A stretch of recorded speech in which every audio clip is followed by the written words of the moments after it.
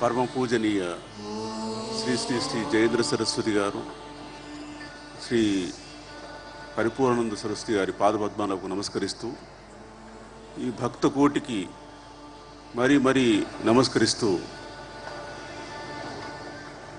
ఇంత అద్భుతమైన సన్నివేశం బహుశా ఎవరు కూడా తమ జీవిత కాలాల్లో చూసి ఉండరు. అది ఒక రకంగా చెప్పాలంటే ఇందాక శివ కళ్యాణం చూసినాం. అది కైలాసంలో కూడా వాళ్ళు పరమశివుడు ఇంత వైభవంగా తన కళ్యాణం జరగడం చూసి ఉన్నాడు అనుకుంటాను. అది అదేవిధంగా మహాలక్ష్మీదేవి ఇక్కడ వైకుంఠంలో కూడా ఇంత పరిపూర్ణమైన భక్తితో ఇంతమంది మహిళామణులు, ఇంతమంది భక్తులు వీక్షిస్తారా అన్నది వారికి ఆశ్చర్యం కలుగుతుందేమో. భక్తి టీవీ వాళ్ళు నరేంద్ర చౌదరి గారి దంపతులు ఈ సమాజానికి చేసిన సేవ అమూల్యమైనది. అది ఇంతమంది భక్తి శ్రద్ధలతో ఇన్ని రోజులుగా దీపాన్ని వెలిగించి తమ జీవితంలో కూడా దీపాన్ని వెలిగించే ప్రయత్నం చేసుకుని ఒక ఎత్తు అయితే, ఒక ఉత్కృష్టమైన సంస్కృతిని ఇక్కడ నిలవడం అన్నది అది ఇంకో ఎత్తు. మీ అందరికీ గుర్తుంటుంది, 3 సంవత్సరాల కింద ఇదే వేదిక మీద పరమ పూజనీయ భారతీ తీర్థస్వామి వారు ఇక్కడ ప్రారంభించినారు.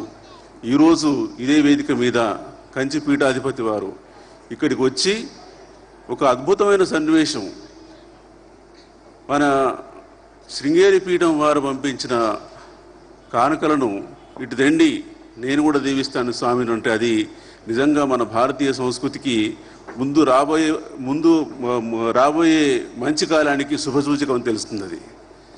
ఈ పీఠం మీద, ఈ వేదిక మీద ఎన్నెన్నో పీఠాలు, ఎంతెంతో మంది పీఠాధిపతులు చక్కగా వారి అనుగ్రహ భాషణలు ఇచ్చి మనందరినీ దీవించినారు. అది ఇంకా సంస్కృత కార్యక్రమాలు ఈరోజు చూసి ఉంటారు. అది కంచి పరమాచార్య ప్రారంభించిన సంస్కృత విద్య, వేద విద్య, దాని పరిఢవిల్లి ఈరోజు కేవలం బాలురే కాదు వేద పఠనం చేయడం, బాలికలు కూడా చేస్తే వాళ్ళు ఒక మైత్రేయి, ఒక గార్గి, వీళ్ళందరూ చూసినాం.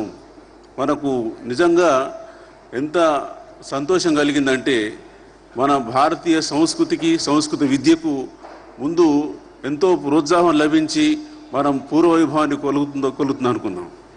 మనం ఏదో శైవం వేరు వైష్ణవం వేరని కొన్ని మిడిమిడి జ్ఞానాలతో అనుకుంటాం. వాటన్నిటిని ఈరోజు పటాపంచలు చేసినారు. అది మనం కొంచెం లోతుగా చూసినట్టయితే, వెంకటేశ్వర స్వామి సుప్రభాతం పఠించేది శైవులు.